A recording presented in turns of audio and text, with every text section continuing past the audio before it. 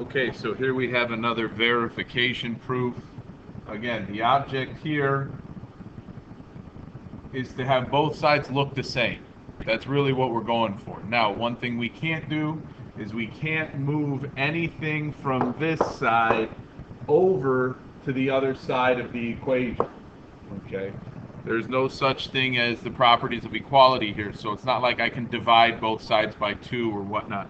All I can do is try to simplify what I see here, okay, to turn it into this tight cosine package on this side, or possibly maybe I can expand this to look like all of these terms. Okay, and we can take two different approaches. We could take more than two approaches to this problem. I'm going to show you one quick one. When you look here on the left-hand side, here's what I see. I see 1, 2, I see 3 terms. Now, what's special about these 3 terms? When you see it like this, maybe you don't recognize it. But if I can rewrite this, where I swap these 2 terms, and they're both positive terms, so that's no change. This negative 2 sine squared x would be different, okay? If I write it like this, it might be a little bit more obvious what I can do. When you see this expression on the left, again, I still have those same 3 terms, but now what you might notice is the power here is even. I have the same base on the inside term, but that power is half of this. And then what I have here is a constant. Okay? I'm going to write this and then I'm going to erase it, but it really is no different than if I had, this expression. And we've talked about this back in chapter 2, it was a while ago, but if you have an even degree trinomial and the middle term is half the degree of this, we can factor that like it's a quadratic. Okay? I can do the same thing here, only instead of x's, I'm going to have sine x's, meaning what? Okay? I can write this as sine squared x and sine squared x in each one of those binomials.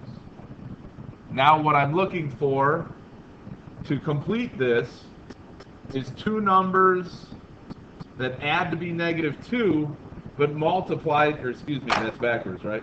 That add to be negative 2, but multiply to be positive 1. And those numbers are going to go here and here.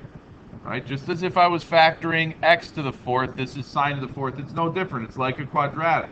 Okay? So what I'm looking for is that those numbers that multiply to be positive 1 and add to be negative 2. Of course, those are negative 1 and negative 1.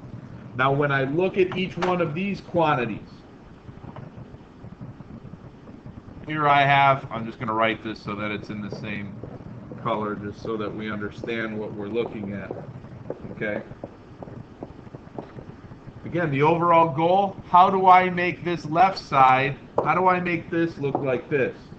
Well, if you noticed, and you know your Pythagorean identities well enough, you realize that sine squared and 1 have a special relationship with cosine squared. Again, I'm just going to write this down and then erase it. This won't be part of our proof, but I don't have the sideboards to sort of give myself room for the scratch work. Okay? We've got cosine squared x plus sine squared x is equal to 1.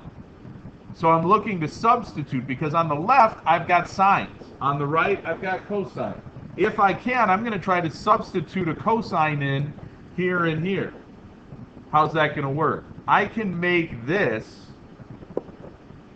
a sine squared x minus 1. What's that going to look like? I'd have to subtract this 1 over to this side. Then I'd have sine squared x minus 1. And I'm going to move that over here.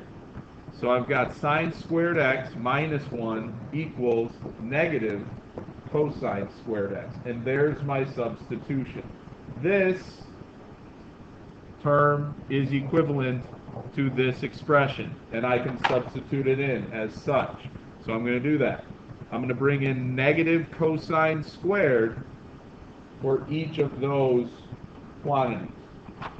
This becomes negative cosine squared x. This becomes negative cosine squared x. You probably see where this is headed at this point. a negative times a negative is a positive, and when I multiply terms that have exponents, I add those. This becomes a positive cosine to the fourth, and over here I had cosine to the fourth to start with. I've accomplished my proof because I do have the same thing